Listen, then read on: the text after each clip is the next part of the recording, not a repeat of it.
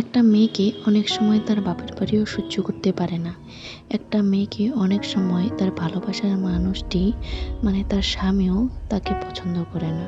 নিজের বাপের বাড়িও যে কখন পর হয়ে যায়, নিজের বাপের বাড়ির লোকজন কখন মেয়েকে পছন্দ করে না জিজ্ঞেস করুন একটা ডিভোর্সি মেয়ে। এই জন্য বিয়ের পর বাপের বাড়ি আসলে দেখবেন প্রথম কোশ্চেন থাকে, কিরে মা তুই একা, জামাই কই, জামাই এলো না তো? বাড়ির আশেপাশে চারটে লোক আর আত্মীয় স্বজনরা কখন খোঁটা মেরে মেরে মানুষটিকে শেষ করে দেয়। জিজ্ঞেস করুন সময় মতো বিয়ে না করা একটি মেয়েকে। এটি যদিও নিজের পায়ে দাঁড়িয়ে আছে, নিজের ইনকামে পুরো সংসারটিকে চালাচ্ছে, তবুও মানুষ সেটা দেখবে না। দেখবে যে ওর এখনো বিয়ে হয়নি, ওর এখনো বিয়ে হচ্ছে না কেন, কি কারণে, কার দোষ, কেন বিয়ে হচ্ছে না?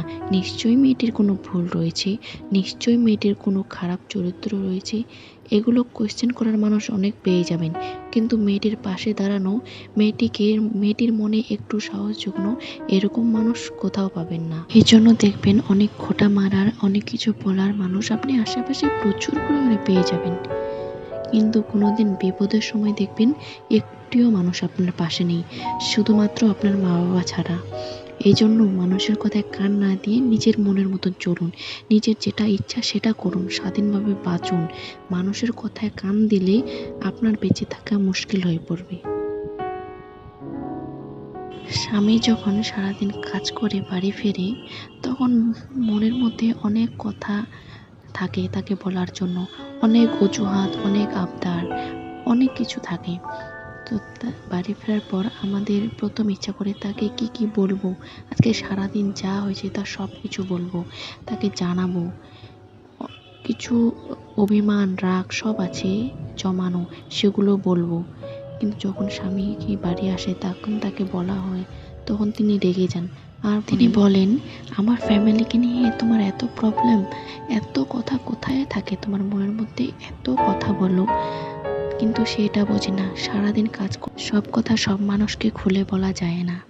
আর সে তো তার বাবা মা, তার ফ্যামিলি সবার কাছে রয়েছে, সবাইকে সব কথা সে বলতে পারবে, কিন্তু আমরা তো আর সেটা পারবো না। তার জন্য সব রাগ অভিমান কথা সব কিছু মনের মধ্যে চাপা রেখে দিই। যখন তিনি বাড়ি ফেরেন তখন তিনি আসবে, তাকে বলবো এটাই ভাবি।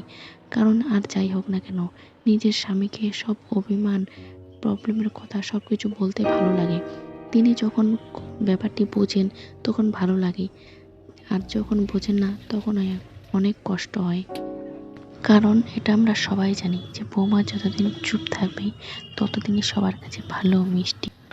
এই সব কিছু নিয়ে একটা মেয়ের জীবন চলে, সব কিছু বাধা বিপত্তি মাথা নিচু করে মেনে নিয়ে চলতে হয়।